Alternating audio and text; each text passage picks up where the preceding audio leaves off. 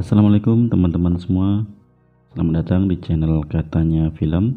Bagaimana kabarnya hari ini? Semoga teman-teman semua dimanapun berada lalu diberikan kesehatan dan dilancarkan rezekinya. Di video kali ini saya akan membahas sebuah film action yang berjudul The Cold Light of Day. Film yang dirilis pada tahun 2012, disutradarai oleh Mabrouk El-Mehri dan dibintangi oleh aktor ternama seperti Henry Cavill, Bruce Willis, dan Sigourney Weaver. Film ini menceritakan tentang sebuah perjuangan seorang anak laki-laki untuk membebaskan keluarganya dari penculikan, dikarenakan ulah dari ayahnya sebagai agen CIA yang telah membunuh agen Mossad. Perseteruan pun terjadi antara agen CIA dengan agen Mossad. Bagaimana kelanjutannya? Tanpa basa-basi, ini dia Katanya Film.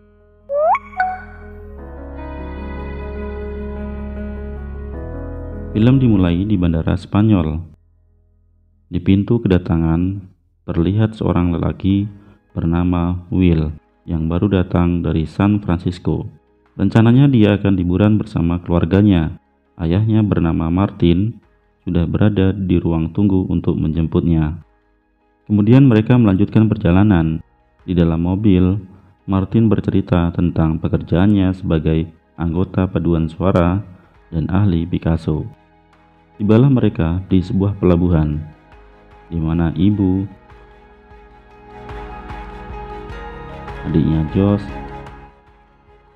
dan pacarnya Dara sudah menunggu kedatangannya. Ibu Will mengadakan acara makan malam bersama. Mereka bernostalgia mengenang masa kecil Will dan Josh.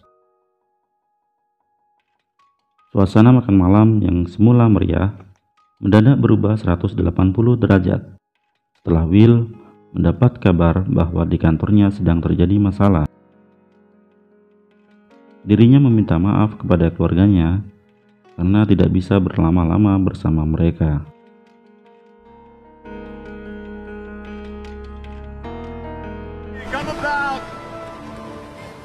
Keesokan harinya, mereka sekeluarga berlayar ke tengah laut. Di saat Will mendapatkan tugas untuk menjaga kemudi kapal supaya mempertahankan kapal pada tempatnya. Tiba-tiba, tampak dua orang tidak dikenal bermain speedboat dengan ugal-ugalan, membuat deburan ombak tidak beraturan. Hal itu membuat kapal berayun dan menggerakkan kemudi kapal secara perlahan. Will tidak menyadarinya, dikarenakan dia hanya memperhatikan layar handphone yang berada dalam genggaman tangannya. Bersamaan kemudi kapal yang berputar, tangkai penyangga layar bergerak ke arah Dara. Dengan sigap, Will mendorong tubuh Dara hingga terpental. Namun, kepala Dara malah terbentur.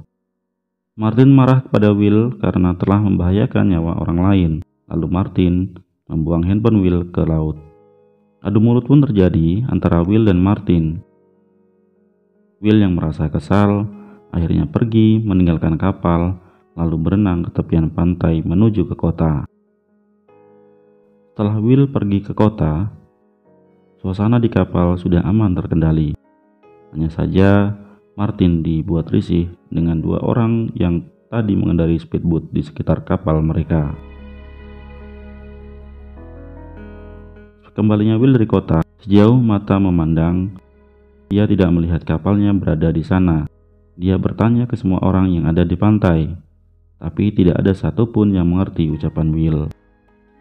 Dengan putus asa, dia pun menyusuri pantai, menaiki dan turun bukit hingga menjelang matahari terbenam.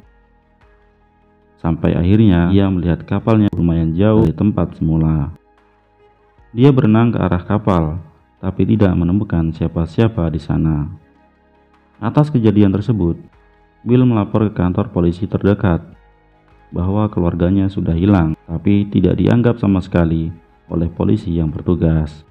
Will bertikai dengan salah seorang petugas polisi.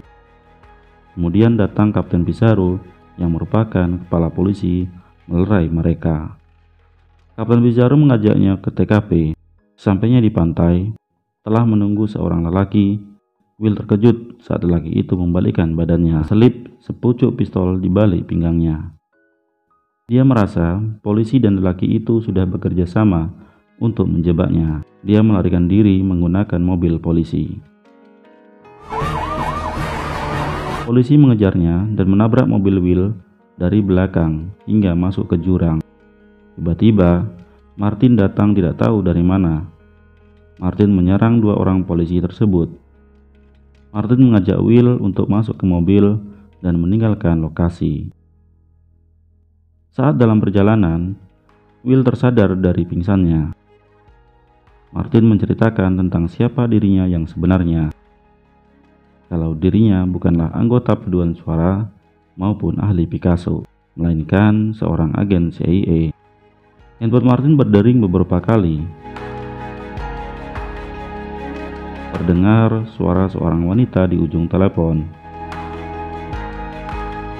Setelah dari apartemen Martin, kemudian melanjutkan perjalanan menuju ke lokasi yang dijanjikan. Sebelum Martin bertemu dengan wanita itu, dia menghubungi seorang bernama Diego untuk meminta bantuan. Tibalah mereka di tempat yang dimaksud. Tanpa diketahui oleh Will dan Martin, dari atas loteng rumah telah bersiaga seorang sniper yang sewaktu-waktu bisa saja melepaskan tembakan. Beberapa saat kemudian, setelah mereka datang, seorang wanita telah berdiri tepat di belakang mobil. Martin menjelaskan kepada Will kalau wanita itu adalah temannya. Wanita itu bernama Karak, yang merupakan rekan kerja Martin di CIA. Martin menanyakan keberadaan koper kepada Karak. Dikarenakan si penculik meminta koper, lalu akan melepaskan keluarganya. Setelah Karak menjelaskan kalau koper itu tidak ada lagi dengannya, Martin meninggalkan Karak dengan penuh rasa kecewa. Di saat akan membuka pintu mobil, tiba-tiba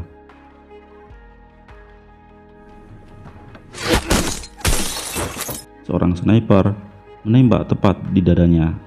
Martin tewas ketika Will terpukul sekali melihat ayahnya terbujur kaku. Dari kejauhan, orang misterius itu mendekat ke arah Will dan beberapa kali melepaskan tembakan. Will mengambil handphone dan pistol ayahnya. Ia meninggalkan ayahnya tergeletak di sana, lalu menyelamatkan diri. Hingga menjelang pagi, Will terus berlari menghindari kejaran lelaki misterius itu. Lelaki itu menembak polisi.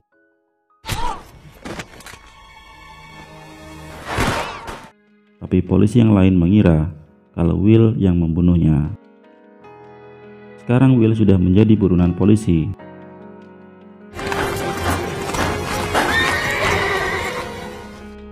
Untuk mengelabui polisi, sebelumnya dia pergi ke pasar mencuri beberapa barang untuk melakukan penyamaran. Dia bergerak ke kantor kedutaan besar Amerika. Sampailah dia berhasil menemui duta besar untuk meminta bantuan, tapi duta besar dengan tegas menolak permohonan Will, dengan alasan Will sedang menjadi buronan polisi. Dituduh telah membunuh seorang polisi. Tiba-tiba duta besar menerima telepon dan mengatakan kepada Will kalau ada seseorang yang menunggunya di luar. Seseorang itu ternyata Karak. Karak mengajaknya untuk pergi bersama. Will mengikuti ajakan Karak. Dalam perjalanan, Will mulai curiga dengan gerak-gerik Karak. Will meminta sopir untuk menghentikan mobil. Dia beralasan perutnya mendadak mual dan ingin muntah. Setelah mobil berhenti, tidak disangka Will melarikan diri dan menuju ke bak sampah tempat dirinya menyimpan pistol.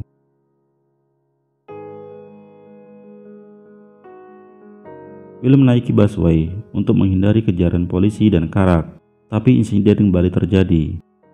Hampir saja dia tidak bisa menaiki busway dikarenakan uangnya tidak mencukupi.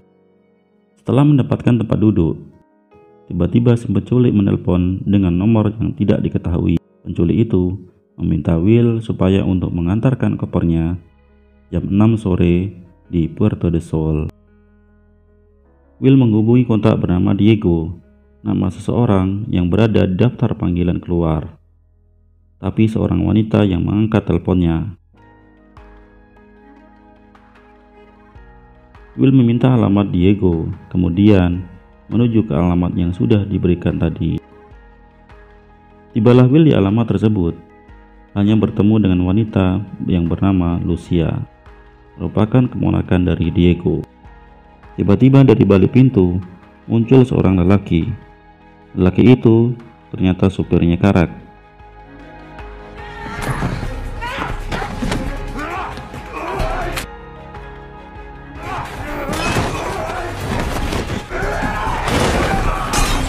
Tetapi lelaki itu tertusuk oleh pisau yang direbutnya tadi. Kemudian Will menceritakan kejadian yang dialami dirinya, kalau teman lelaki itu yang membunuh ayahnya. Kemudian mereka mencari Diego bersama-sama. Sampainya di rumah Diego, ternyata Diego sudah tidak bernyawa. Will mengendap-endap menuju sumber suara. Ternyata Karak dan anak buahnya berada di sana. Will menodongkan pistol ke arah mereka. Karak berusaha mempengaruhi Will. Tiba-tiba Lucia datang melepaskan tembakan ke arah Karak. Baku tembak pun terjadi. Will dan Lucia melarikan diri. Mereka berencana melompat dari atas gedung dengan cara melilitkan kabel TV ke tubuh Lucia. Lucia turun perlahan dari balik celah pintu. Anak buah Karak menembak ke arah Will beberapa kali. Will yang panik membuat tali kabel terlepas dari tangannya. Beruntung Lucia diselamatkan oleh ibu-ibu dari balkon kamarnya. Will melihat anak buah Karak berhasil mendobrak pintu. Akhirnya Will memutuskan untuk melompat gedung dengan cara yang sama dengan Lucia. Tapi sangat disayangkan, tiang antena terlepas hingga Will terhempas jatuh. Lucia menghampiri Will menggunakan sepeda motornya. Ketika berada di atas sepeda motor, Will baru tersadar kalau dirinya tertembak. Dengan tenaga yang tersisa, Will menaiki motor tersebut bersama Lucia. Kemudian Lucia membawa ke sebuah klub punya Maximo, temannya Diego. Lucia meminta pertolongan untuk mengobati luka tembak Will. Setelah Will siuman, Lucia menanyakan tentang foto Martin di handphonenya. Will menjelaskan kalau Martin adalah ayahnya. Lucia menyampaikan kalau Martin alias Tom Keaton itu juga ayahnya. Dengan kata lain, Lucia merupakan saudara tiri Will. Setelah tiba di Porte de Sol, mereka berpisah. Will pergi seorang diri, sedangkan Lucia kembali ke klub Maximo.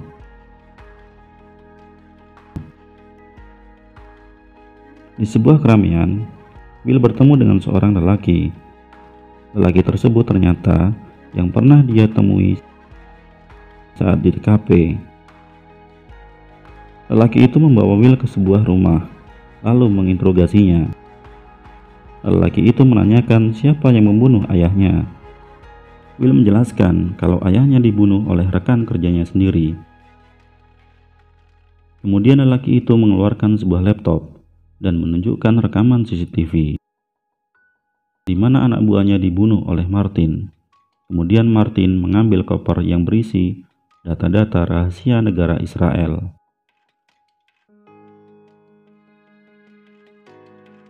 Lalu agen Mossad membawanya ke kamar yang berisi keluarganya. Terlihat ibu, Josh, dan Dara dalam keadaan baik-baik saja. Agen Mossad itu membuat kesepakatan dengan Will. Dia meminta Will untuk memancing Karak. Kemudian dia yang akan membunuhnya sebelum Karak menjual data ke teroris. Akhirnya Will dilepaskan di dekat terowongan.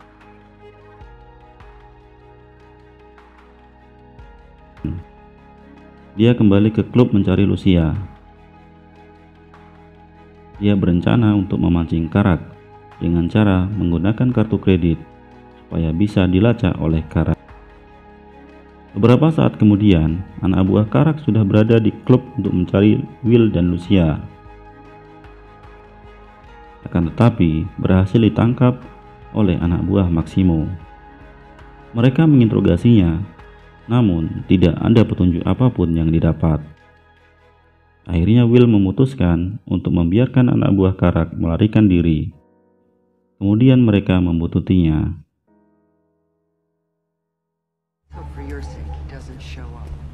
Bersama Lucia meminjam mobil Maximo untuk membuntuti dari kejauhan. Mobil Karak menuju ke sebuah basement. Will mengendap-endap untuk mengintai Karak, sedangkan Lucia menunggunya di mobil.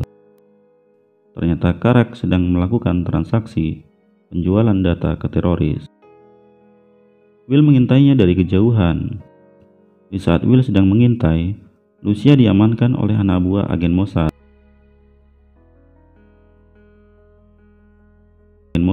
Minta Will untuk meninggalkan lokasi itu.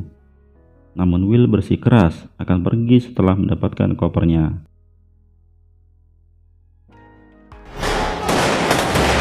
Suasana menjadi tidak kondusif. Karak lalu kabur, membawa koper itu, kemudian memberikan kepada anak buahnya.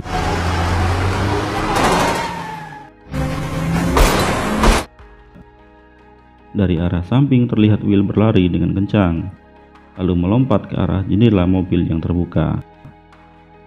Dia meraih koper itu hingga terjatuh.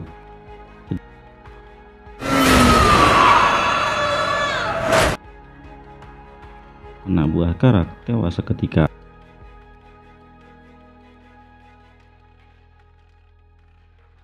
Beberapa saat kemudian, Karak pun datang. Dia mengincar koper yang tergeletak di sana.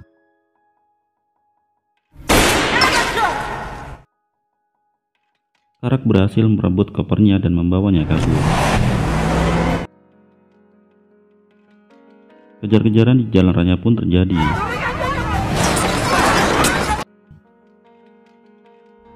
Saat mobil Karak terjebak macet, Will dengan kecepatan tinggi akan menabrakkan mobilnya ke arah Karak.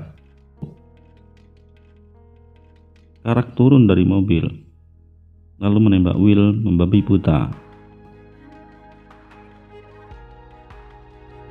Posisinya sekarang menjadi terbalik.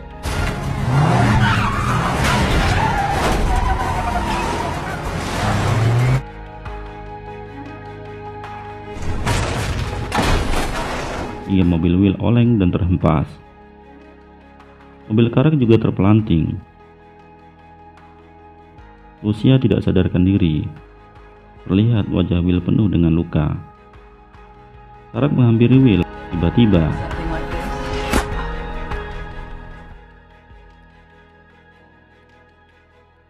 agen Mossad menembak tepat di dada Karak. Karak tersungkur dan tewas seketika. Tim agen Mossad mengamankan koper kemudian membawa Will. Will dibawa untuk menemui keluarganya yang diculik. Sedangkan Lucia dibawa ke rumah sakit. Scene berpindah ke sebuah rumah sakit. Will ditawari oleh kepala agen CIA yang berada di sana untuk bergabung menjadi agen. Dia pergi ke kamar Lucia. Di sana sudah terlihat ibu dan Josh bersama Lucia.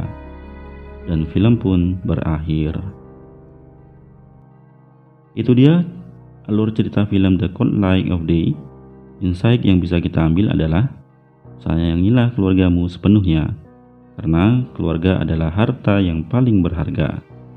Terima kasih sudah menonton sampai habis. Jika menyukai video ini silahkan like dan jangan lupa subscribe serta nyalakan loncengnya agar tidak ketinggalan video selanjutnya. Saya undur diri. Wassalamualaikum warahmatullahi wabarakatuh.